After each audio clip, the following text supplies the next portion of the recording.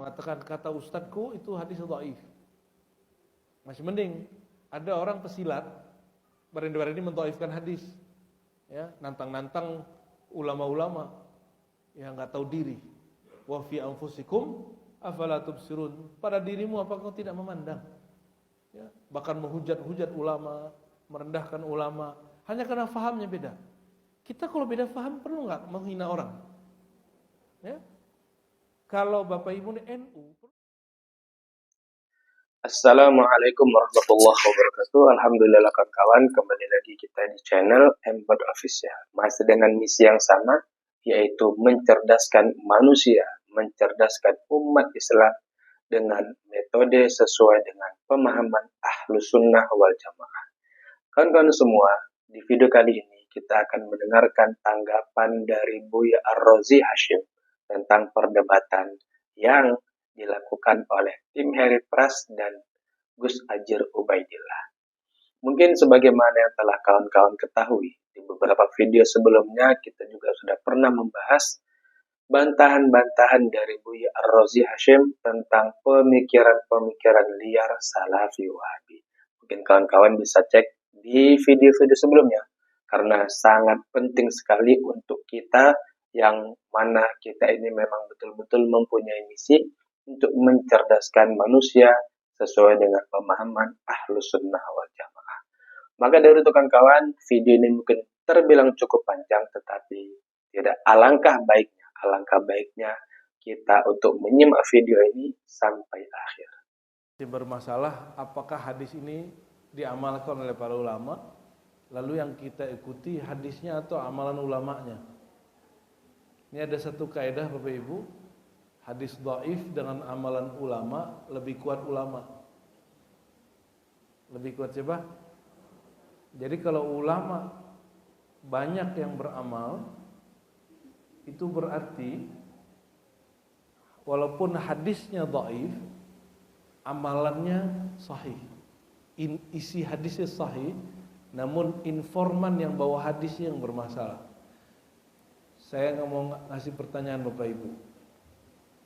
Kalau kita ketemu orang yang bohong, apakah dia setiap hari bohong? Oke, nyambung. Hadis lemah itu, hadis artinya kabar berita, dibawa oleh orang yang trust kita kepada dia bermasalah. Apakah dia bohong setiap saat? Kan enggak. Ahli hadis, kalau ada orang bohong sekali langsung ditolak. Tapi ahli fikih enggak begitu cara kerjanya. Jadi cara kerja ahli hadis dan ahli fikih udah lain. Kalau ahli fikih, meskipun hadis dhaif, tapi ada ulama yang mengamalkannya, berarti ini indikator pertama, si pembohong ini enggak tiap hari bohong. Orang yang lemah hafalan ini ada bagian yang kuatnya. Nah, itu beda seninya. Oleh karena itu tidak boleh ahli fikih meremehkan ahli hadis tidak boleh meremehkan ahli fikih, ya. Sama-sama saling menguatkan. Mari kita baca Fatihah untuk Imam Ibnu Qayyim, untuk Rasulullah SAW, ya, untuk para guru-guru, orang tua, semua orang-orang yang telah pernah berjasa kepada kita semua. Al-Hadina wa kulli salihah. Al-Fatihah.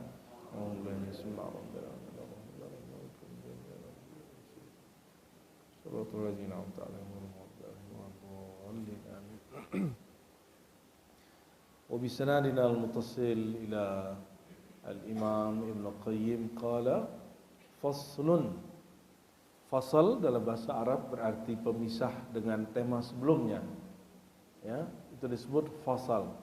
Tapi dalam bahasa Indonesia hari ini pasal itu bagian dari tema undang-undang atau peraturan yang berbeda dengan undang-undang pada nomor sebelumnya, pasal 1, pasal 2. Tapi itu bukti bahwa bahasa Arab sangat berpengaruh ke dalam bahasa kita Indonesia, ya.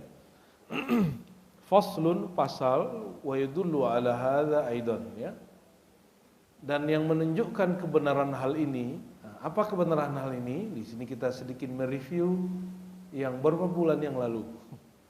Tapi saya sudah mulai buka kajian kitab ini di mana-mana. minggu lalu kita berkunjung ke wilayah satu kampung jauh sekali di Cianjur. Dari sini barangkali 6 sampai 7 jam. Namanya Burujul. Ya, ada pesantren. Saya kira nggak ada kampung lagi di situ. Ternyata ada pesantren.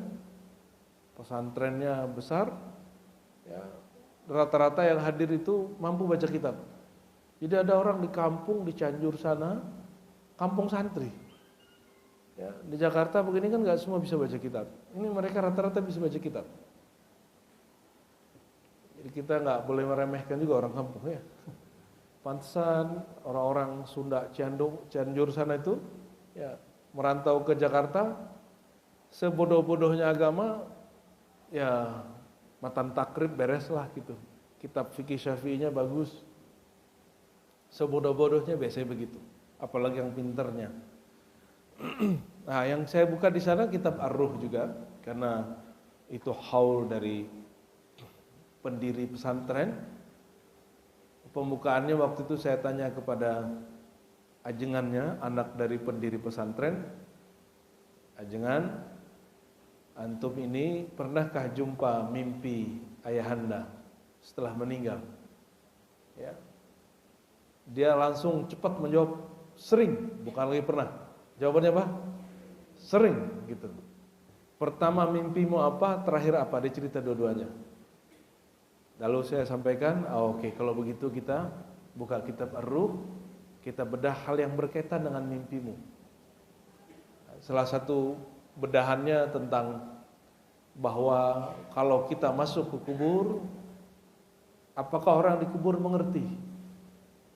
Dan jawabannya, orang yang sudah mati, yang mati cuma jasadnya, ruhnya tahu. Bahkan jangankan Rasulullah SAW, ya, seseorang marra ahadun, ya, tidaklah seseorang muslim melewati satu kubur, yusallim ala akhihi ya'rifu fid dunya, dia baca salam ke saudara yang situ meninggal, yang dia kenal waktu di dunia, kecuali raddallahu ruhahu, Allah hadirkan ruhnya, fayarudda alaihissalam, lalu membalas salamnya. Bayangkan jika itu orang muslim biasa, kira-kira Rasulullah lebih pantas gak menjawab? Ya, lebih pantas untuk menjawab. Bedanya apa? Kalau Rasulullah SAW, beliau tidak menyebutkan kuburannya, langsung saja, tiadalah seseorang mamin ahadid, tiadalah seseorang baca salam, salawat kepadaku, tidak mesti di kuburnya, nggak mesti ke Madinah, di mana saja, illa raddallahu alaihi ruhi, Allah hadirkan ruhku, ya, fayarudda alaihi salam, fa'arudda alaihi salam, lalu aku balas salamnya. Itu perbedaannya antara Nabi Sayyidul Alamin dengan orang biasa. Kalau orang biasa mesti di kuburnya, tapi kalau Rasulullah dimanapun orang baca salam, beliau jawab. Apakah ini khurafat? Lah ini ajaran Rasulullah. Hadisnya Sahih Muslim. Kalau itu khurafat, buanglah kitab Sahih Muslim itu ya. Kalau Sahih Muslim dibuang, goyang, ahlu sunnah goyang. Makanya orang-orang non ahlu sunnah mencoba menggugat kitab-kitab kita yang sahih itu. Oke, kita lanjut. Apa kata beliau ya? Wa yadullu ala hadha ma jara alaihi amalun nas qadiman wa ilal an min talqilmil mayyit fi qabrihi. Imam Ibnu Qayyim tinggalnya bukan di Jakarta, bukan di Mekah, bukan di Mesir, dia orang Damaskus. Damaskus itu di mana Bapak Ibu? Suriah. Itu mereka punya kota-kota banyak. Suriah itu ada Damaskus. Damaskus dibangun oleh Raja Romawi Timur, Kaisar Romawi Timur, namanya Damsyik atau Damaskus. Kalau Us berarti dia orang Romawi atau Yunani ya. Kalau orang Arab dulu nyebutnya Damsyik atau Dimashq. Di Malaysia itu ada Syekh Abdul Rashid, dia disebut Damsyik. Dia seorang mursyid Tariqah Al-Muhammadiyah Idrisiyah, Linggi, dari Linggi, daerah Negeri Sembilan. Sering ke beberapa tempat, Brunei, ya, Singapura, Dia menyebut Damaskus itu Damsik. Dan kana muhaddisan. Ini syekh ahli hadis. Ini syekh ahli hadis dan dia lebih senang menyebutnya Damsik. Ya. Tapi yang tepat bukan Damsik, yang tepat apa? Damaskus. Ngikutin bahasa lamanya atau bahasa Arabnya Dimashq. Bukan Dimasku, bahasa Jawa. Oke. Apa kata beliau? Amalan ulama dari dulu sampai sekarang, sampai zaman dia, itu wafat tahun 751 Hijriah. 751 Hijriah. Guru dia Ibnu Taimiyah yang disebut Imam Salafi, namanya Ibnu Taimiyah, yang seru Syekhul Islam Ibnu Taimiyah. Itu orang sering sebut Syekhul Islam, Syekhul Islam. Syekhul Islam itu ribuan orangnya, tapi yang dipopulerkan hanya dia oleh sekelompok orang. Kalau bagi kita Syekhul Islam itu banyak. Gurunya wafat 728, sedangkan dia wafat 751. Panjang atau pendek? Ya, lumayan, lebih dari 20 tahun. Nah, dia mengatakan wa yadullu ala hadza, ya, bahwa keyakinan orang yang sudah meninggal tahu siapa yang menziarahi. Lalu ulama-ulama kita mentalkin orang yang sudah meninggal. Jara, ya. Ini sudah berlangsung dari dulu sampai sekarang. Inilah amalan ulama dahulu sampai sekarang. Tahun berapa kata beliau? Tahun dia hidup, ya, tahun 750-an. Wa ilal an min talqinil mayyit fi qabri, yaitu amalan mentalkinkan mayit. Apa yang disebut mayit? Kalau jenazah yang di keranda, kalau mayit yang sudah dikubur. Ya.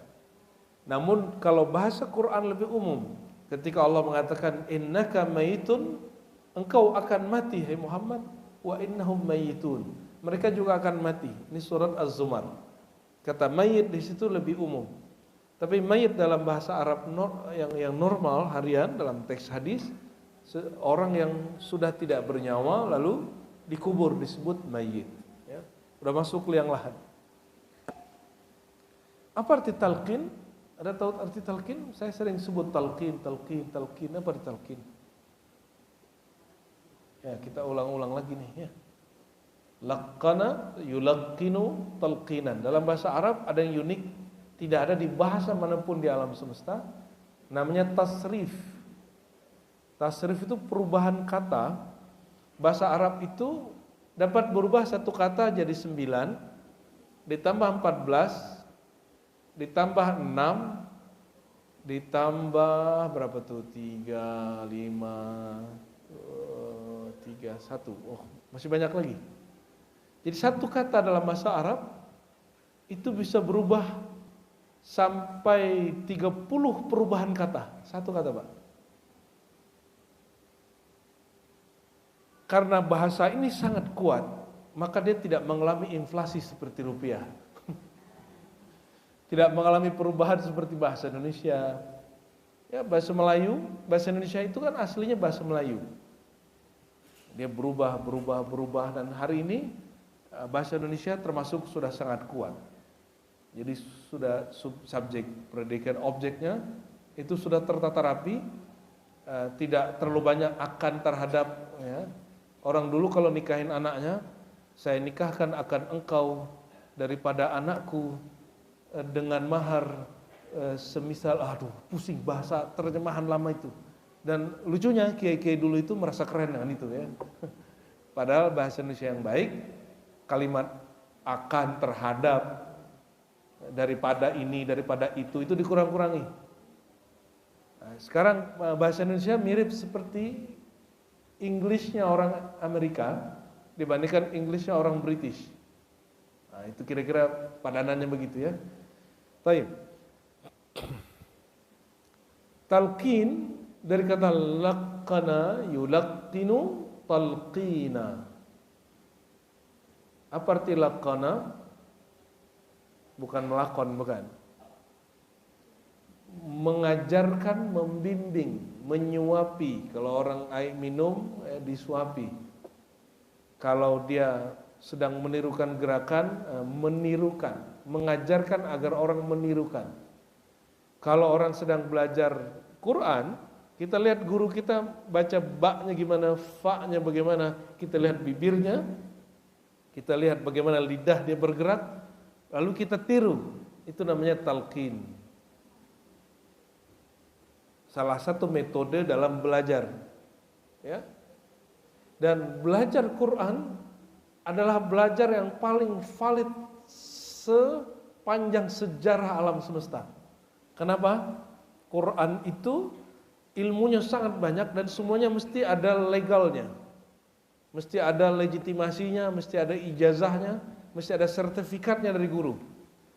Jangankan menafsir, membaca satu huruf mesti sesuai dengan bacaan guru sebelumnya.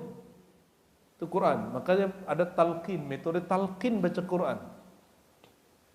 Baca ba, ya, nun mati, jumpa mim.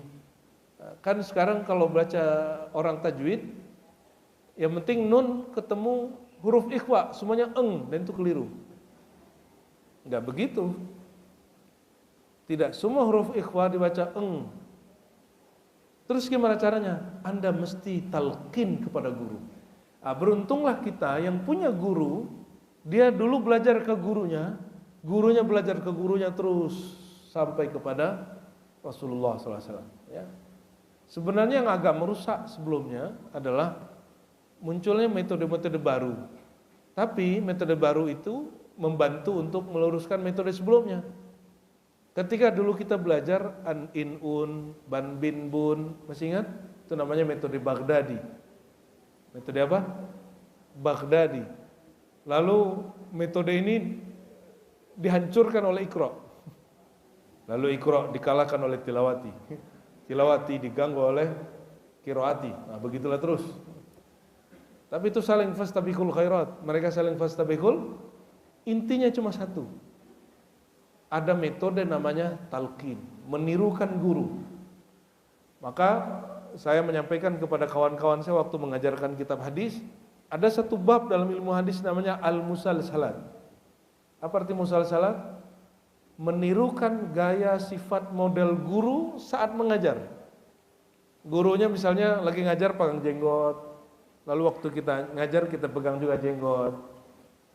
Guru waktu baca law anzalna hadzal qur'ana ala jabalin la ra'aitahu khashi'an mutasaddian min khasyatillah, lalu dia pegang kepalanya. Lalu kita tirukan waktu baca law anzalna, begitu. Ditirukan dari generasi ke generasi sampai zaman ini. Ternyata Rasulullah dulu begitu. Namanya al-musalsal. Apa namanya?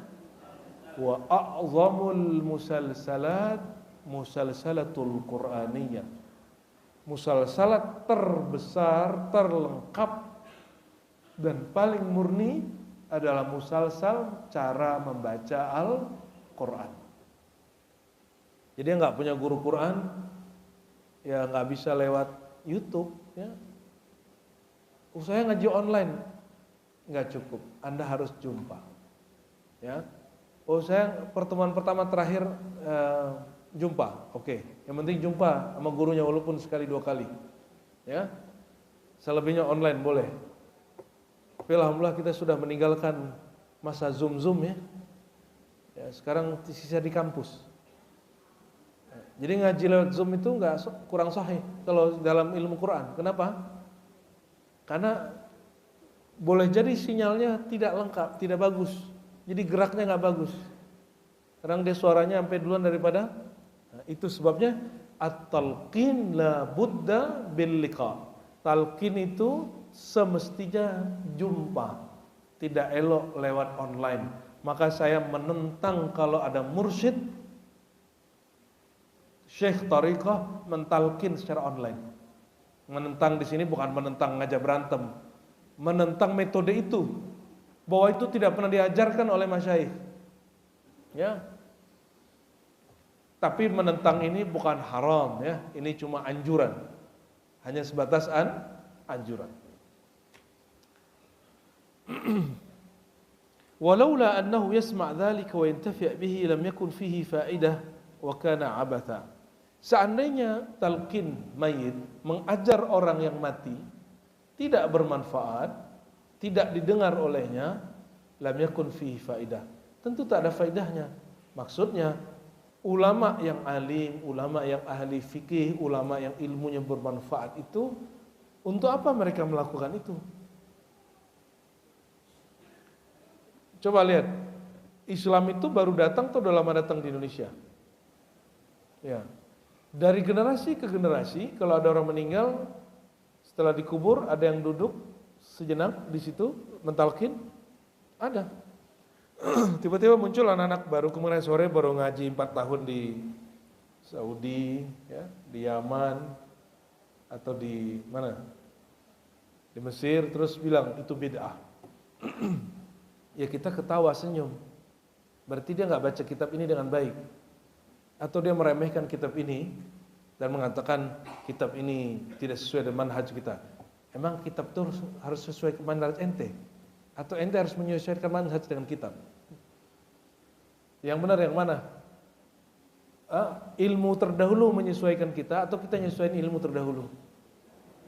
Ya.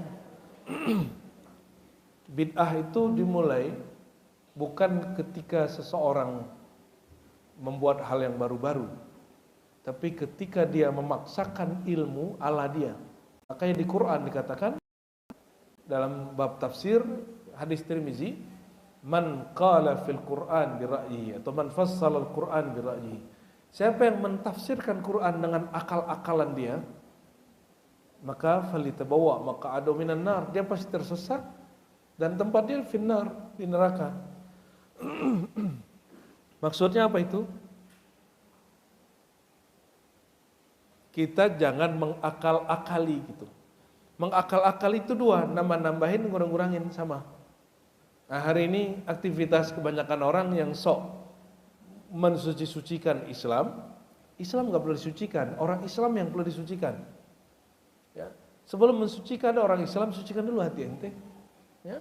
Jangan sok-sokan kita. Siapa tahu amalan kita belum semuanya berdalil, belum semuanya ikut ulama. Waqad suila anhu al-Imam Ahmad rahmatullah alaihi. Imam Ahmad bin Hanbal yang wafat 241 Hijriah.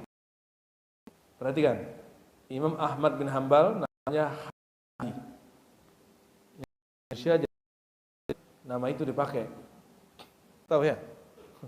Tapi nama Hanbali itu nama imam keempat dalam mazhab yang empat. Dia murid terbaik Imam Syafi'i.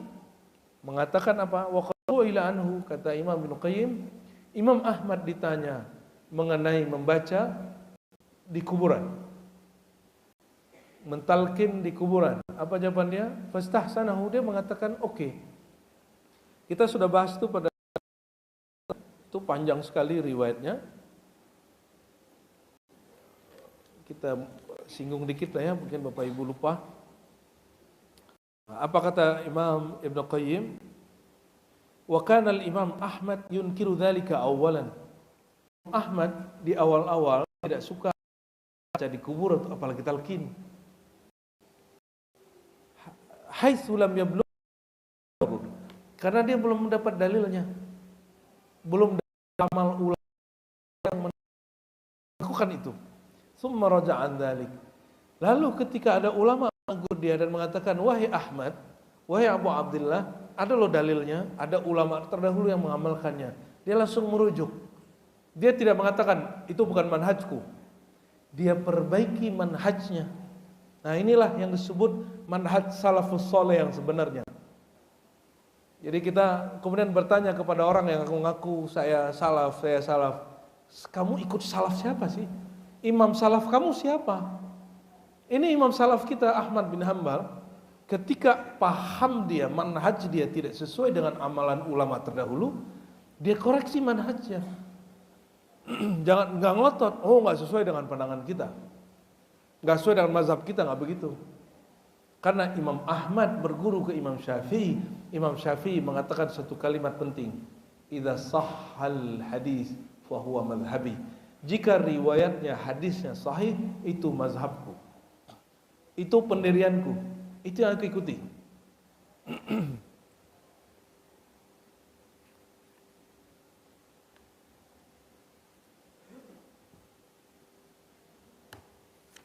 Sorry Bapak Ibu, saya lupa bawa kacamata jadi sering lupa-lupa halaman ini.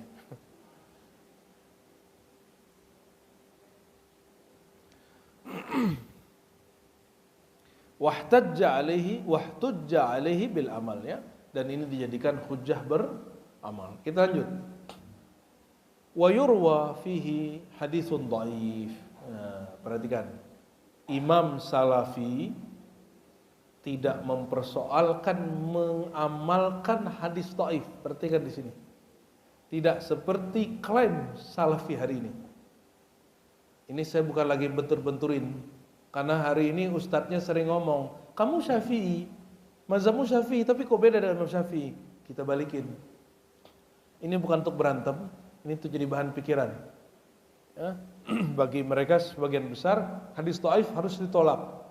Kita cek dulu, Imam Ibnu Taimiyah begitukah?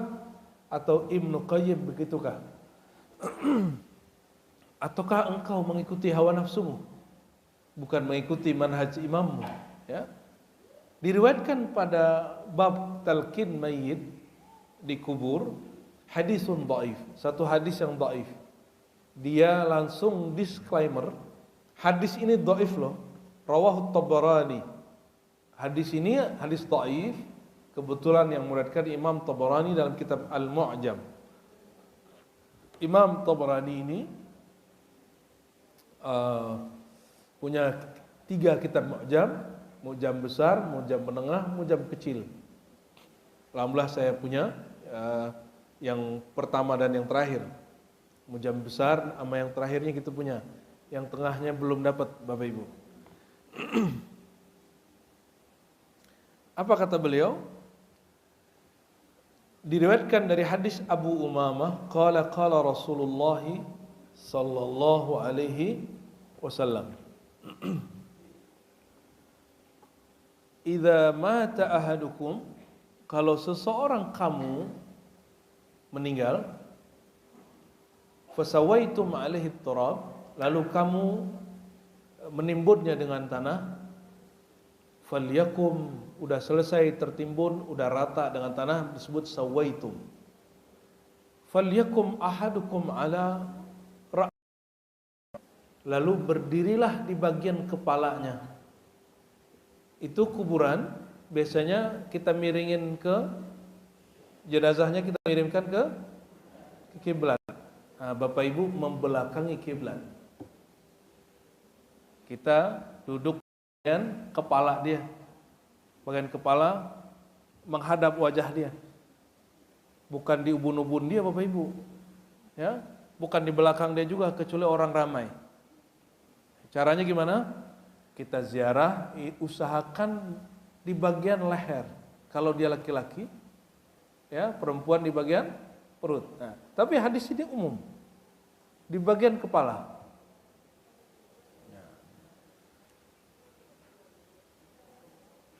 Summa yaqul, lalu panggil, ya fulan bin fulanah. Nah, wahai fulan bin fulanah. Ini saya mengkritisi beberapa ahli ruqyah yang tidak bisa membedakan hikmah Islamiyah dengan hikmah khurafat. Apakah salah satu praktisi ruqyah, ciri-ciri ruqyah tidak syar'i, ya, mendoakan seseorang dengan membaca namanya dan nama ibunya, tidak nama bapaknya, ya. Walaupun ini hadis dhaif, tapi ini dipakai dan diamalkan ulama. Coba perhatikan, apa perintah Nabi? Panggillah wahai fulan bin fulanah, bukan fulan bin fulan. Nah, inilah bisikan syaitan kepada guru-guru yang mengajar sesuatu yang gaib padahal dia tidak menyaksikan, cuma was-was dia. Oh, kalau orang hikmah-hikmah, orang baca-baca ilmu-ilmu ini, kalau manggil tuh nama orang dan nama ibunya. Enggak begitu. Dikhawatirkan kalau bapak yang kita kenal itu bukan bapaknya, sebab itu dia punya bapak sebelumnya. Ya kan, banyak yang begitu kan? Tapi orang, ya, disebutkan oleh Nabi, anak itu ya ibnu firasihi, pasti anak ibunya. Tapi kalau bapak bisa jadi ibunya sudah ganti suami. Ya, orang mengira dia anak fulan. Fa innahu yasma' wa la yujib. Ini kabar gembiranya. Sesungguhnya yang di dalam kubur itu mendengar, tapi dia tidak boleh menjawab. Kalau dia jawab, ya sudah tahu jawabannya ya. Bapak Ibu kabur semua. Hanya daun pisang kering bergerak, kita kira itu genderuwo. Ya, daun apa namanya itu? Orang Indonesia ini punya cerita khurafat tentang apa bunga yang biasa ditanam itu? Kamboja. Apa salah bunga Kamboja diidentikan dengan kuburan? Ya itulah khurafat kalian ya. Saya gak percaya itu sama sekali. Malah kita tanamin depan rumah kita. Kalau di kampung saya tanamin aja. Karena di kampung saya tidak ada orang meninggal itu tanam Kamboja. Itu tradisi orang Jawa. Emang jin kita beda ya? Emang alam ruh kita beda? Nah itulah was-was yang masuk ke manusia. Itu hanya uruf tradisi. Tidak ada hubungannya Kamboja dengan pohon Kamboja, tidak ada hubungannya dengan jin kah, genderuwo kah, kuntilanak, itu nggak ada. Mau aja dibohongin, mau aja dibodohin.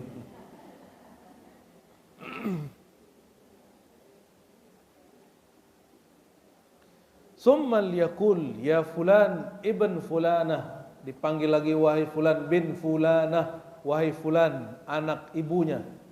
Kalau nggak tahu siapa nama ibunya, sebut saja fulanah atau ibunya. Wahai hamba Allah yang pasti anak ibunya, gitu aja Pak, selesai. Fulanah. Fa innahu yastawi qa'idan. Apa kata baginda Rasulullah SAW? Itu orang dalam kubur dia akan duduk. Yang duduk jasadnya atau ruhnya? Ruh, bagus. Berarti udah waras. Summal yakul ya fulan ibn fulan. Lalu yang ketiga dipanggil lagi wahai fulan bin fulan. Fulanah. Yakul arsyidna rahimakallah. Arsyadna, kami akan membimbing kau, semoga Allah merahmatimu. Walakinnakum la tasma'un, tapi kalian balik. Summa yaqul ya fulan min fulan, yaqulu arsyidna rahimakallah, ya. Wahai fulan min fulan. Lalu dia berkata, ya, bimbinglah kami semoga Allah merahmati engkau. Tetapi kalian tidak dapat mendengar, kata si orang dalam kubur ini. Kamu kan tidak dapat mendengar kalau aku menjawab apa yang kalian baca. Fa yaqulu udhkur ma kharajta alaihi minad dunya. Lalu kita ingatkan dia. Kita itikadkan orang ini sudah duduk seperti yang Nabi kabarkan. Lalu jangan berhalusinasi. Jangan kemudian membayang-bayangkan seakan-akan dia menjawab. Tidak usah. Oke? Tidak usah membayang-bayangkan dia jawab. Kenapa? Ini langsung Nabi berikan patronnya. Kamu wahai orang yang hidup tidak dengar apa jawaban kami. Cukup itu. Berarti kalau orang mendengar dengan telinga ini pasti bohong. Orang melihat dengan mata ini pasti bohong. Tapi jika pengalaman rohani Allah bukakan hatinya, seakan-akan dia waktu itu bermimpi, itu sahih. Karena penghubung kita dengan mereka adalah gelombang otak kita harus tenang dulu. Orang yang sadar, kalau belum sampai kepada ketenangan gelombang otak ini sampai orang mimpi, orang tidur, kasyafnya palsu. Berarti dia halu. Ya. Jadi pandangan tembus gaibnya itu palsu. Jadi mungkinkah orang yang hidup bisa berinteraksi, merasakan alam yang lain? Mungkin, kamu harus tidur dulu. Atau punya metode untuk menenangkan otak ini persis seperti orang yang tidur. Orang kalau nggak tidur, kalau nggak tenang nggak bisa tidur. Dan Rasulullah SAW adalah makhluk paling tenang di alam semesta. Itu sebabnya beliau dapat mendengarkan suara apapun. Tapi saya berdoa Bapak Ibu jangan mendengarkan alam kubur. Karena siapa yang mendengarkan alam kubur, bisa-bisa dia pingsan atau mati. Atau minimal ka'annahu majnun, seakan-akan dia orang gila. Dia bukan gila tapi dia orang gila. Kok bisa begitu? Orang lagi duduk-duduk begini terus coba dengerin ada orang diseksa, kan lucu. Jangankan mendengarkan yang alam kubur, cukup berhalusinasi terhadap jin, orang udah kayak orang gila. Makanya saya bingung juga kok ada orang yang menikmati podcast-podcast hantu itu ya. Tapi kalau aku pikir-pikir dulu kita suka baca ini ya, majalah misteri. Ya, mungkin sekarang digantinya podcast. Saya coba bandingin dulu kitab Ar-Ruh sama misteri bedanya apa. Ternyata khurafatnya banyak di misteri. Banyak bohong itu. Ngayalnya yang banyak. Kejadiannya satu, beritanya yang ditambah-tambahin. Fayaqulu ya, lalu orang yang mentalkin ini mengatakan uzkur ma kharajta bihi minad dunya syahadatu an la ilaha illallah Muhammadur Rasulullah. Wahai fulan bin fulana, ingatlah persaksian yang engkau baca saat engkau berpisah dengan badanmu, saat engkau berpisah dari dunia. La ilaha illallah Muhammadur Rasulullah. Wa annaka radita billahi rabba. Ingatkan dia bahwasannya engkau telah ridho kepada Allah. Islam adalah agamamu, Nabi Muhammad adalah nabimu, wa bil Qur'ani imama, Quran sebagai imam. Fa inna munkaran wa nakiran yata'akhkhar kullu wahidin minhuma. Kalau ada orang mentalkin, ini kabar gembiranya. Munkar nakir mengundur untuk melakukan interogasi.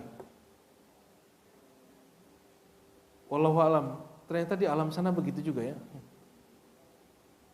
Wa yaqulu intaliq bina ma yuqiduna inda hadha wa qad laqana hujjatahu wa yakunu Allah rasuluhu hajijatan dunahuma faqala rajulun Rasulullah fa illam ya'rif ummuhu qala yunsibuhu ila ummihi Hawa. Nah, inti dari riwayat ini, kalau kita enggak kenal ibunya gimana? Sebut saja nama ibunya Hawa. Ya, hadis ini riwayat Imam Tabrani. Apa kata Imam Ibn Qayyim, Imam Salafi, wa hadzal hadis wa illam yathbut. Hadis ini walaupun tidak sahih, tidak sabit, fattisalul amal bihi fi sirril amsar wal asar min ghairi inkarin kafin fil amal bihi. Meskipun hadis ini tidak sabit, tidak sahih, tapi ketersambungan generasi ke generasi beramal baik di kota ataupun di pedesaan, di semua wilayah Islam, ya, mayoritas ulama muslimin, min ghairi inkarin, tanpa mengingkari, kafin fil amal, cukuplah itu hujah boleh beramal, hujah boleh beramal. Ya, saya sempat sampaikan di sini, Bapak Ibu mungkin sudah lupa dan pasti sudah lupa. Hadis azan orang baru lahir, hadisnya dhaif. Hadisnya apa? Sehingga ada beberapa kawan-kawan kita yang baru hijrah mengatakan kata ustadku itu hadis dhaif. Masih mending ada orang pesilat bareng-bareng ini mendhaifkan hadis. Ya, nantang-nantang ulama-ulama yang enggak tahu diri. Wa fi anfusikum afala tubsirun, pada dirimu apakah kau tidak memandang? Ya, bahkan menghujat-hujat ulama, merendahkan ulama hanya karena fahamnya beda. Kita kalau beda faham perlu nggak menghina orang? Ya, kalau Bapak Ibu NU perlukah menghina Muhammadiyah? Kalau Bapak Ibu Muhammadiyah perlukah menghina LDI? Kita beda jauh paham kita dengan LDI, kita nggak perlu menghujat, kritik-kritik aja. Ya. Bahkan kita Muslim, kita nggak perlu mencaci maki Nasrani, Yahudi. Kalau kritik boleh, bedakan kritik dengan cacian. Diskusi itu ilmiah, sedangkan cacian itu nafsiyah. Ya, ego. Itu sangat-sangat beda. Namun karena orang nasihatnya belum beres, cara faham beragama yang berbeda, dia ikut sertakan egonya. Apa yang terjadi? Dia kira sikap keras terhadap yang dia faham itu bagian dari beragama. Itu tidak benar, ya. Wama ajra Allah Ta'ala al-'ada qad bi anna ummatan tabbaqat masyariqal ardi wa magharibaha wa hiya akmalul umam uqulan wa awfaruha ma'arif tutiqu ala mukhatabati man la yasma' wa la yaqil mustahsin dzalika la yunkiru minha munkirun sunnatul awwal lil akhir, ya, wa yuqtada fihi al akhar bil awwal, ya. Semoga Bapak Ibu ngantuk saya baca kitab begini. Mau maknanya? Kata Imam Ibnu Qayyim, umat ini umat paling berakal, paling doyan ngaji. Dan mereka melakukannya dari generasi sampai ke generasi hari ini fi masyarik, baik di timur muslim, baik sampai ke barat. Wa ya akmalul umam uqulan wa awfura ma'arif. Ini umat paling alim, generasi paling berilmu. Itu orientalis sepakat, orang Islam itu paling doyan ngaji. Ini buktinya ngaji semua kan. Cuma bapak-bapaknya gengsi, ya, bapak-bapaknya cukup ngaji di YouTube. Kecuali bapak-bapak ini, ya, ini kewarasannya lebih tinggi, ya. Cuma sebagian ibu-ibu ini kalau ngaji mau cari hujah melawan lakinya sama temannya. Itu tidak benar. Ilmu itu untuk kita, bukan untuk berhujah dengan orang, ya. Dulu saya ngaji niatnya untuk mengalahkan kelompok yang beda faham. Tapi ilmu ini sifat Allah, ilmu ini milik Allah. Ilmu ini enggan kalau kita belajar bukan karena Allah, maka ilmunya nanti akan menuntun dari niatnya mengalahkan orang kepada niatnya mengalahkan ego diri sendiri. Alhamdulillahirabbil alamin, ya.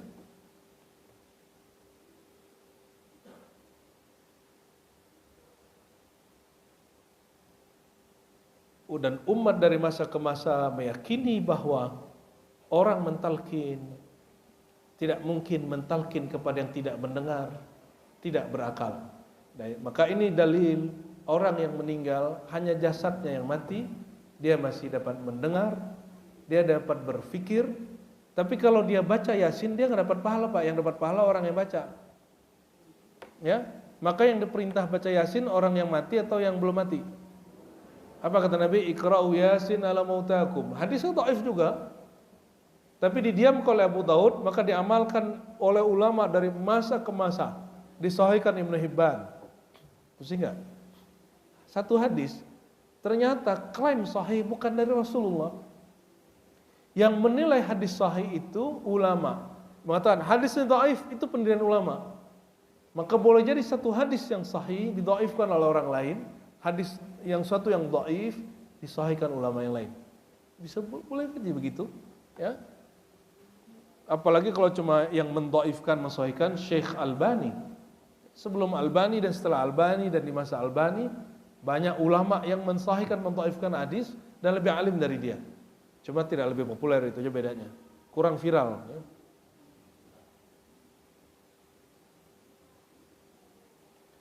Apa kata beliau? Falaula anna al-mukhatab yasma' lakana dhalika binzalatil khitab lit-turab wal khashab wal hajar wal ma'dum. Seandainya orang yang meninggal yang kita talqin itu, kita baca Yasin itu tidak mendengar, sama dong ente ngomong sama pohon, sama tembok gitu. Sebodoh-bodoh agama begitu, dan gak mungkin ulama kita melakukan itu, ya. Wa hadza wa in istahsanahu wahidun fal ulama qatibatun ala istiqbahiha istihjaniha, ya. Ngomong ke pohon gimana, boleh enggak? Kan enggak.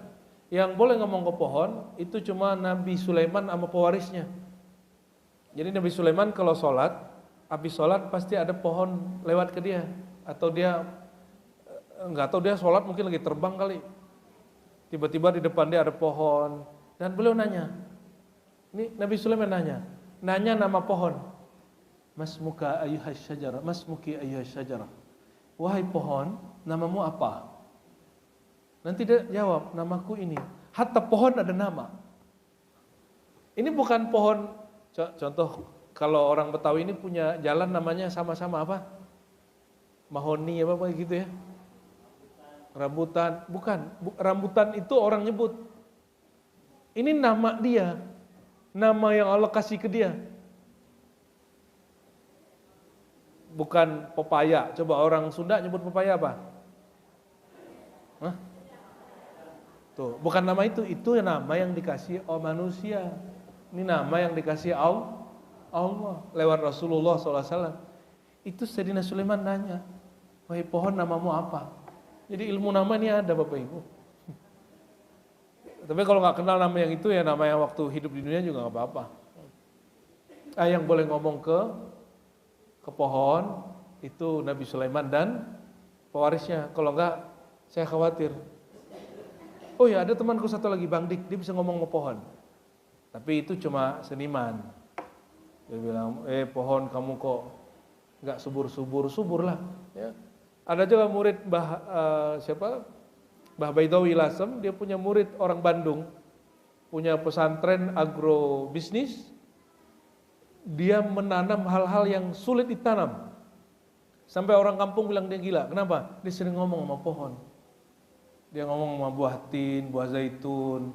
Ayolah, kamu ada tafsir lah di sini, ya. Tumbuhlah di sini. Dan benar, saya tidak pernah suka buah tin sampai makan di Lembang Bandung. Ya. Itu hasil kegilaan dari salah satu murid beliau. Namanya Kiai Rifai Parrafi. Ternyata orang gila itu menarik, ya. Ada gila yang sangat waras, itu dia. Kalau nggak ada orang-orang gila begitu, Bapak Ibu, kita nggak akan hidup seenak hari ini. Ya. Alhamdulillahirabbil. Kalau nggak ada orang gila, nggak ada lampu. Ini karena orang-orang gila ini jadi lampu. Nggak ada orang gila, nggak ada Google, ya kan? Wa qad rawa Abu Daud fi sunanihi wa bi isnad la ba'sa bih. Abu Daud, nah ini hadis yang sahihnya. Ini hadis sahih versi mendoakan zikir di kuburan setelah orang dikuburkan, dan itu bukan khurafat, bukan bid'ah. Hadis Imam Abu Daud, Ibnu Taimiyah membolehkannya, apalagi muridnya Ibnu Qayyim. Al-Imam Abu Daud mengatakan, ya, anna Nabiya sallallahu alaihi wasallam hadara janazata rajulin. Nabi hadir penyelenggaraan jenazah seseorang sahabatnya. Falamma dufina qala salu li akhikum at-tathbit. Setelah dikuburkan, Nabi mengatakan ke semua orang yang hadir, salu li akhikum, salu, apa arti salu?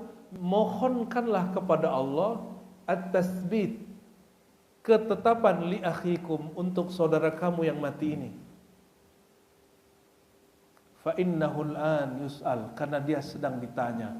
Umum hadis ini menunjukkan bahwa mentalkin, mendoakan, membacakan untuk orang yang sudah meninggal di kuburannya bukan khurafat. Ini hadis sahih. Ini hadis sahih. Fa akhbara annahu yus'al hinaidin wa in kana yus'al fa innahu yasma' at-talqin. Kata Ibnu Qayyim apa? Kalau Nabi mengkhabarkan fa innahu al-an yus'al, orang yang di dalam kubur itu sedang ditanya. Kalau dia ditanya, dia dengar gak? Ini Ibnu Qayyim metodenya gitu.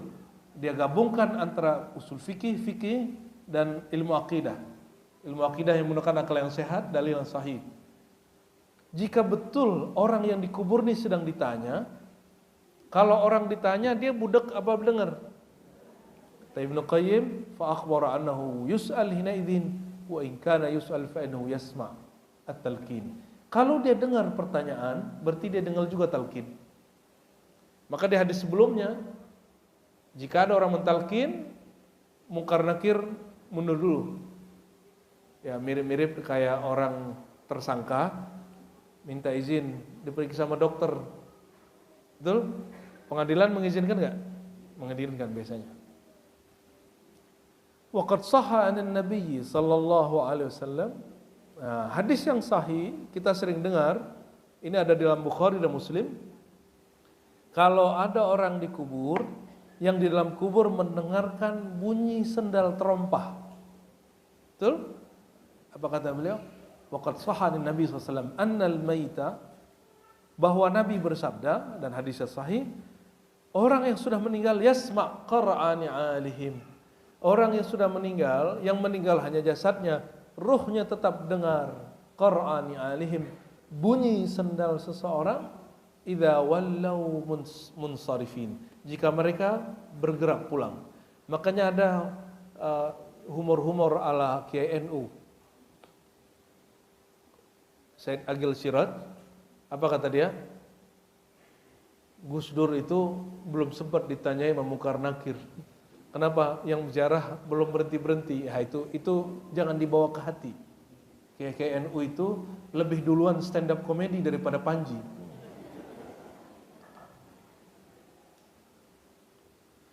Wa dzakara Abdul Haq an ba'dil salihin qala mata akhun li. Abdul Haq menceritakan dari orang-orang soleh yang mengatakan mata akhun li faraitu fin naum. Ada orang-orang soleh wali Allah meninggal saudaranya, lalu dia berjumpa dalam mimpi. Kita sudah jelaskan tadi ya. Karena bapak ibu tidak, akalnya ini jadi hijab untuk bisa interaksi dengan alam lain. Kenapa? Karena gelombang otaknya yang kemudian menjadi wadah akal itu menghalangi pandangan basirah.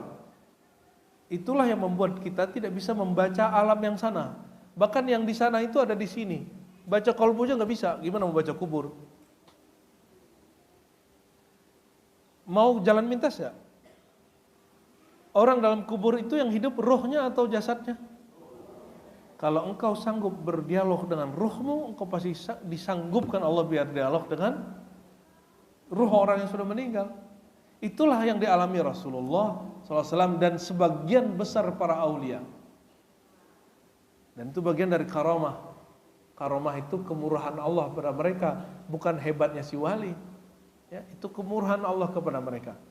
Karena kita nggak mengalami itu, kita otaknya selalu dipusingkan sama cicilan, ya, dipusingkan oleh masalah interaksi suami istri, anak, ya, kawan, tetangga, pekerjaan. Ini seling terhijab. Makanya Allah kasih pintu lain namanya mimpi. Lewat apa? Lewat mimpi.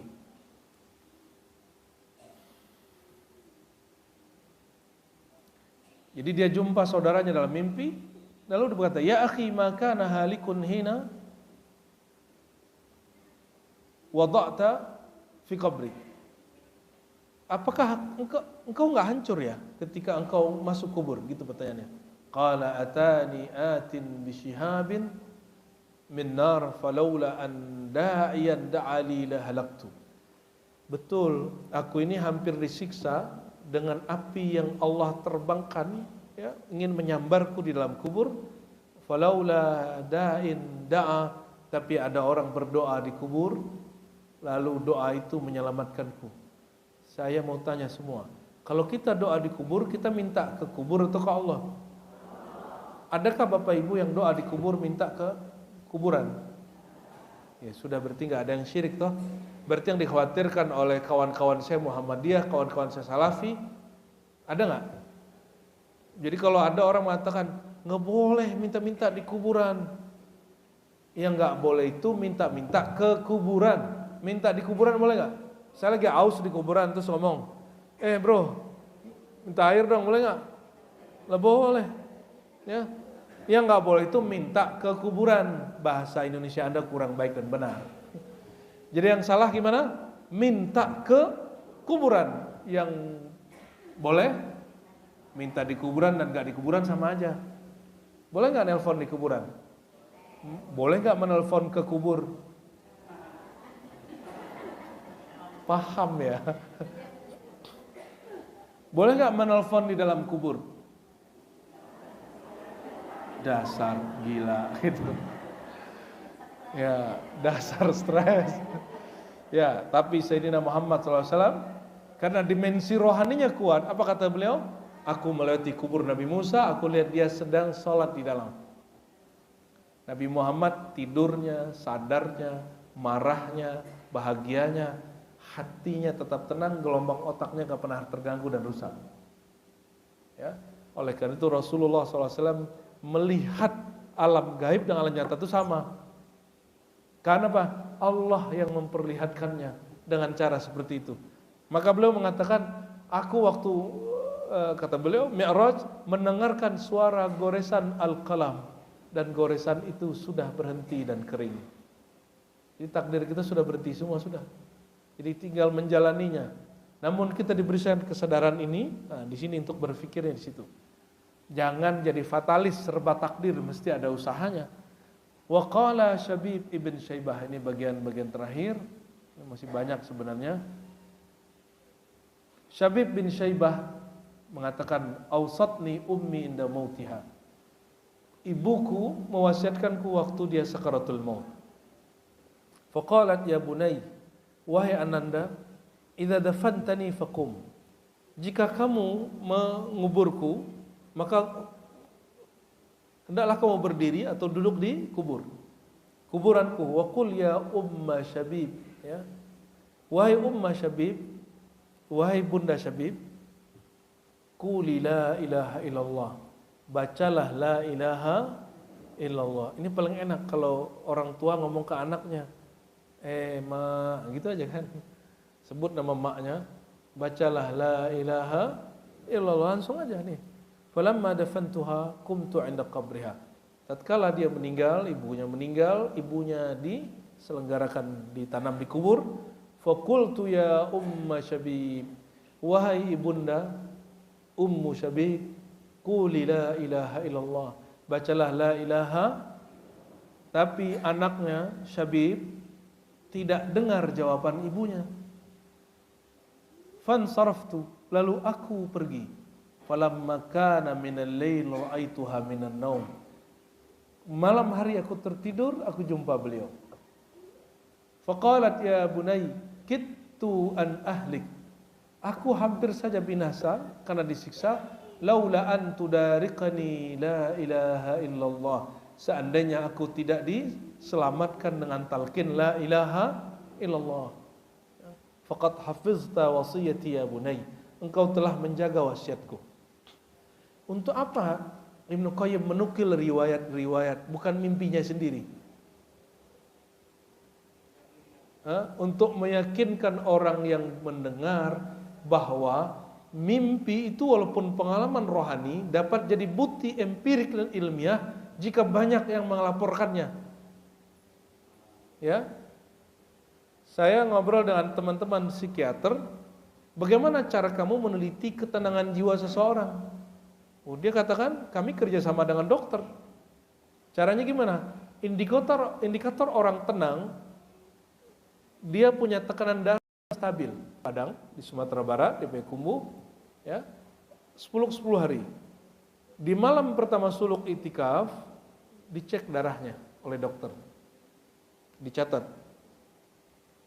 Besok dia kan sudah mulai zikir malam itu. Sampai hari ketiga, keempat, dicatat semua. Ya, ternyata darah itu dapat menerjemahkan perasaan, dapat menerjemahkan kondisi spiritual lewat darah, tekanan darah. Maka diceklah di hari ke-10, semuanya normal. Si dokter ini kemudian membuat tesis kesimpulan. Itu yang disebut tesis. Berdasarkan 40 orang yang disurvei, dicek selama 10 hari. Dia dikasih status zikir. Zikirnya la ilaha illallah kah, nyebut nama Allah, Allah kah, Rahman Rahim kah, atau apapun itu, atau sholawat. Dikasih zikir ini sekian kali, ketenangannya sekian hari. Di hari ketiga zikirnya diganti, ketenangannya berlain lagi. Di hari kesekian zikirnya diganti, tenangnya tambah tenang lagi. Itu menjadi indikator-indikator. Nah, pengalaman itu ditulis dan mereka nanti lapor. Pengalaman rohani jika dilaporkan secara empirik, secara tulisan, itu jadi ilmiah. Itu jadi ilmiah. Ya, apapun yang kita alami kan semuanya kita empirikan. Ya, demam pun kan kalau kita nggak lapor orang nggak tahu. Sakit kalau kita nggak lapor, nggak diteliti, orang nggak tahu. Termasuk pengalaman-pengalaman rohani. Nah, Bapak Ibu yang bukan Allah, Imam Ibnu Qayyim membuka satu celah di situ bahwa dalam epistemologi Islam ada namanya pengalaman rohani. Pengalaman rohani ini sifatnya sangat-sangat subjektif. Subjektif itu masing-masing orang beda. Tapi jika yang mengalami lebih dari satu orang, apakah engkau mengingkari? Tentu tidak. Ya, sebagaimana Nabi mengatakan, innar ru'ya as-salihah. Sesungguhnya mimpi yang bagus itu, yang indah itu, jumpa orang yang kita sayangi, indah atau tidak? Kata Nabi, minal mubasyarat, bagian dari kabar gembira. Jika sekian banyak orang mimpi kabar gembiranya banyak, lalu kita kumpulkan dalam satu fasal, dia menjadi satu fakta ilmiah bahwa itu benar terjadi. Ya, semoga Allah Ta'ala meridai kita semua. Dengan ini ya, sebenarnya Imam Salafi tidak ada masalah dengan orang-orang NU imamnya. Yang beda itu hari ini mungkin ustadz-ustadz Salafi zaman now, jamaah-jamaah Salafi zaman now, kita maklumi. Karena ustadz-ustadz mereka sekarang ikut mengkritisi kitab ini. Itu yang saya katakan tadi, manhajnya tidak mau diperbaiki dengan data-data yang ada. Nah, kalau kita tidak mencari pembenaran, karena selain kitab ini ada karya Imam Suyuti, ada karya Imam Ibnu Abdul Bar, ada karya macam-macam imam yang lebih lengkap dari kitab Ar-Ruh. Tapi kenapa kitab Ar-Ruh ini menjadi pegangan? Karena Ibnu Qayyim salah satu orang yang punya otoritas tinggi membahas tentang ahwal kubur, ya, berdasarkan kajian empiris ahli hadis. Ya, semoga Allah Ta'ala berkahi hadirnya kita pada pagi ini. Ada tanya jawab nggak? Ya, silakan. Alhamdulillah, terima kasih Ustaz atas pemaparannya mengenai talqin dan lainnya. Mungkin di antara yang beliau sampaikan ada pertanyaan. Silakan.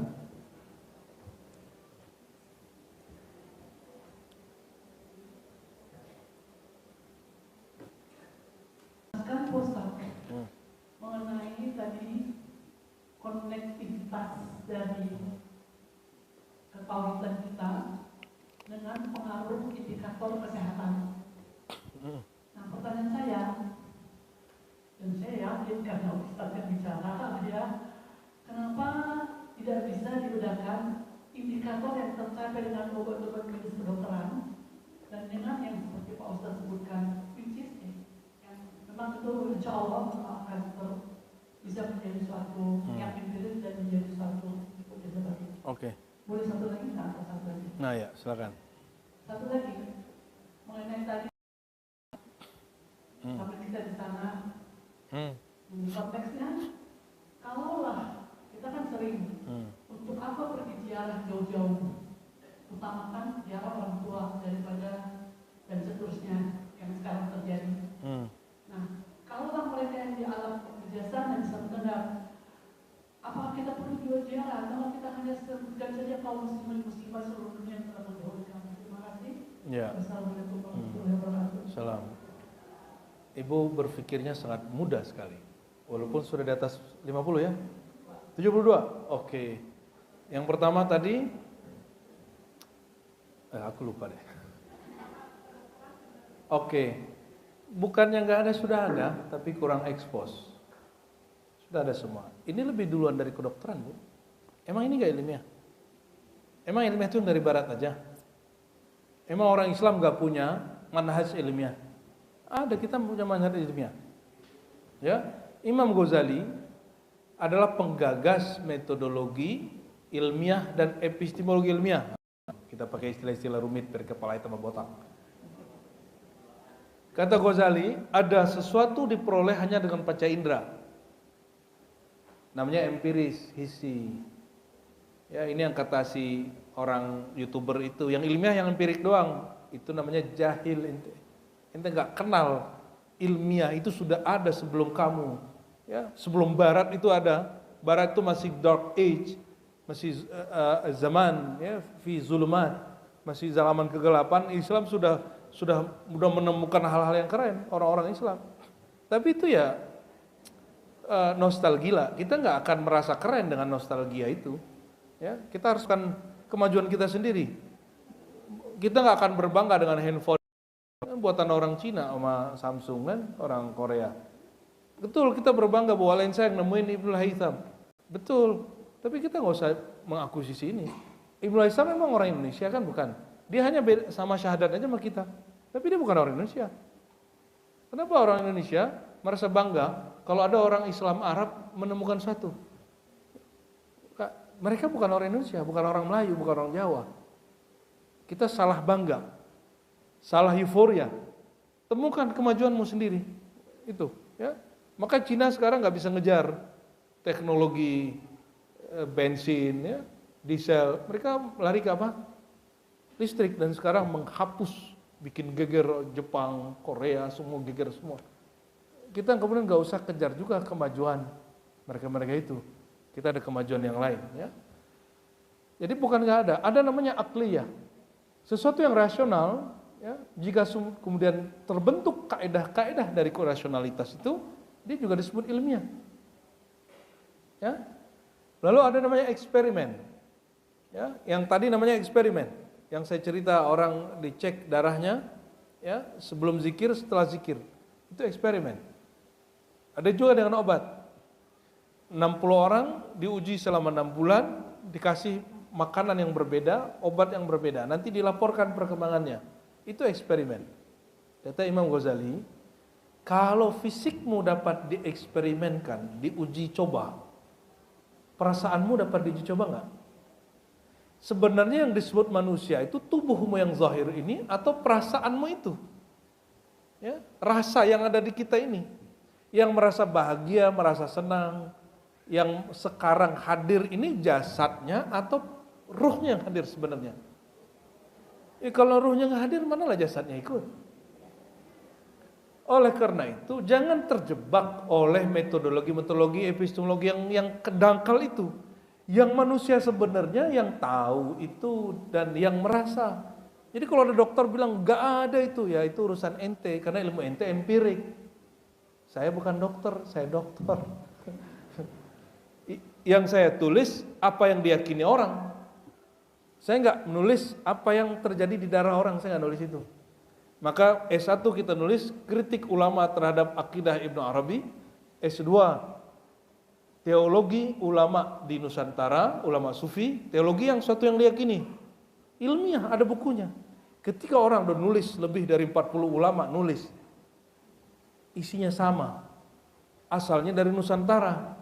Kita cek ke ulama Timur Tengah, ternyata ini bersambung dengan ulama Ahlus Sunnah. Maka keluar kesimpulan, apa kesimpulan kami? Ulama tasawuf di Nusantara, tunggu dulu, semua ulama di Nusantara semuanya sufi. Dari abad ke-17 sampai 19, bahkan 20. Terus semua sufinya mereka berakidah Ahlus Sunnah. Ahlus Sunnah yang mana? Ahlus Sunnah Imam Asy'ari. Ciri-cirinya apa? Mereka mengajarkan sifat 20. Dan mereka membolehkan takwil tapi memilih kemudian taslim, menyerahkan makna kepada Allah. Jadi ketika isi pikirannya udah ditulis, kita kumpulkan datanya, jadi ilmiah dia. Jadi ilmiah itu nggak hanya versi UI, UGM, kita di UIN juga punya ilmiah. Di kampus-kampus pesantren-pesantren juga ada ilmiah.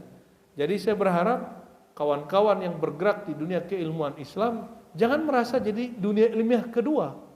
Anda ini juga ilmiah. Oke? Cukup ya? Terus koneksi, kan bisa koneksi di mana-mana.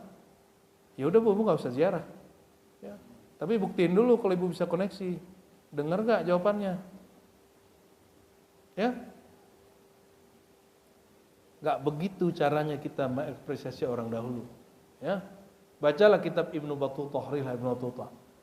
Ibnu Battutah Marco Polo, Maroko, bukan Marco Polonya Amerika. Dia setiap kali mampir kemanapun dia ziarah. Ada dalilnya, zurul kubura, ziarahilah kubur. Bukan karena kita ingin ngambil energi, koneksi-koneksi batin, itu bullshit. Saya tidak percaya dengan koneksi energi. Apa energi? Energi dia pindah ke sini. Jangan berarti itu bid'ah, itu khurafat. Ya? Islam itu agama yang rasional, jangan percaya dengan khurafat-khurafat begitu. Ya.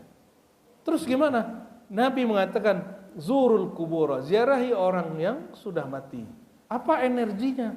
Energinya bukan kita nyedot-nyedot dari dia. Fa innaha tudzakirul maut. Jika engkau kenal yang di dalam kubur, semakin kenal yang diziarahi, semakin menyentuh di kolbu. Itu sebabnya kalau kita ziarah ke orang itu kenal orang tua, anak yang duluan meninggal, saudara yang duluan meninggal, guru yang duluan meninggal, kita langsung nangis. Ya. Cukup ini pertanyaan terakhir Ibu tentang ini ya. Karena Nabi yang menyatakan ziarahi kubur.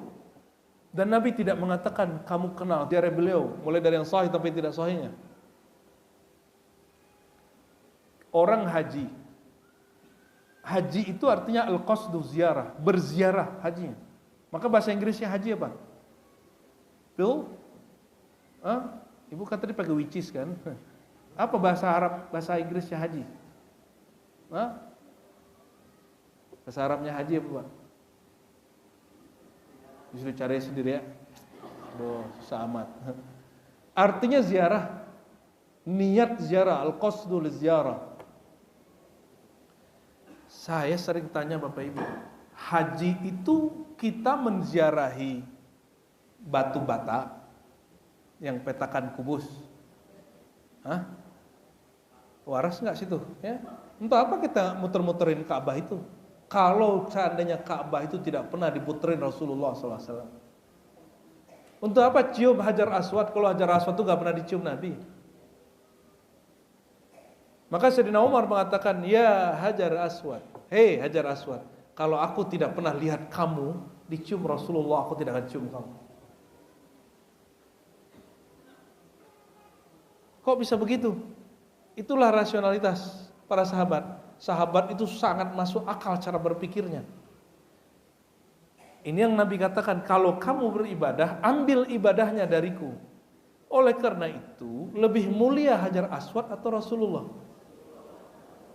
Kalau engkau merasa bisa nangis-nangis cium-cium Hajar Aswad, kenapa nggak nangis jumpa orang yang pertama kali mengajarkan cium Hajar Aswad? Malah membid'ahkan ziarahnya. Ya, aneh gak? Jadi sebenarnya ajaran yang memberantas bid'ah itu belum tentu dia memberantas bid'ah. Justru dia buat bid'ah baru, mengurang-urangi apa yang adab yang harus dilakukan. Kalau Rasulullah nggak ada nggak haji? Adakah umroh? Rasulullah nggak adakah Quran? Rasulullah nggak adakah sunnah?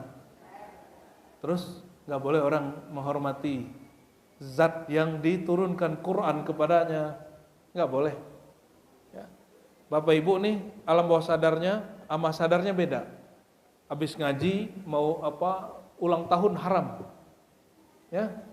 Habis itu ada orang ngirim hadiah selamat ulang tahun ya, seneng kan? Ya. Kawanku baru hijrah, kita traktir dia nih, traktir buat kamu karena kamu ulang tahun. Oh terima kasih. Ya. Senangnya dia kemain. Akhirnya besok kita kasih tahu, kalau kita merayakan ulang tahun yang karena dia kita ada, karena dia sholat kita ada, syahadat kita ada, kira-kira bid'ah nggak? Oh, ternyata nggak perlu pakai dalil macam-macam. Cukup pakai, ya, traktir dia, dalil traktiran namanya. Baik Bapak Ibu yang berkah Allah, semoga pertanyaan itu Ibu cukup sekali ya. Untuk apa ziarah kalau bisa dijumpai? Jangan ngomong itu lagi. Ya, jangan ngomong itu lagi. Pencinta selalu rindu yang dicintai. Walaupun bisa jumpa secara rohani ya, apalagi Rasulullah bisa jumpai secara rohani, kita ziarahi. Barakallahu fikum sallallahu alaihi Muhammad. Innallaha malaikatahu yusholluna 'alan nabi. Ya ayyuhalladzina amanu shallu alaihi wa sallimu taslima. Ya, salawat Badar ya. Salatullah salamullah ala taha rasulillah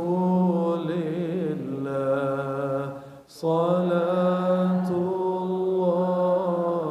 salamullah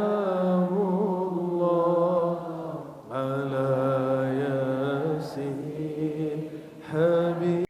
Alhamdulillah kawan-kawan, itulah tadi penjelasan yang sangat jelas sekali yang disampaikan oleh Buya Ar-Razi Hashim, mulai dari pengajian yang beliau sampaikan sesuai dengan pemahaman Ahlus Sunnah wal Jamaah, bahkan tanggapan dari Buya Ar-Razi Hashim kepada perdebatan yang sudah dilakukan oleh tim Harry Pras dan Gus Ajir Ubaidillah. Terima kasih bagi yang sudah menonton video ini, semoga video ini bermanfaat bagi diri kita, keluarga kita, dan umat seluruh alam. Akhir kata, wabillahi taufiq wal hidayah. Assalamualaikum warahmatullahi wabarakatuh.